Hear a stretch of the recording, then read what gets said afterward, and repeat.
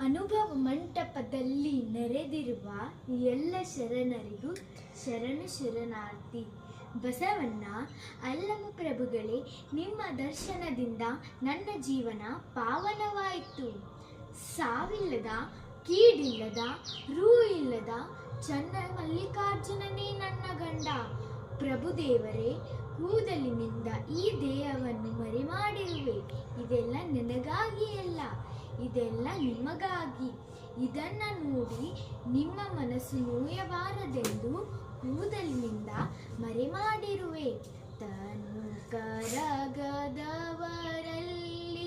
ಪುಷ್ಪವನೊಲ್ಲೆಯಯ್ಯ ನೀನು, ಮನ ಕರಗದವರಲ್ಲಿ ಗಂಧಾಕ್ಷತೆಯನೊಲ್ಲಯ್ಯ ನೀನು. ತನು ಕರಗದವರಲ್ಲಿ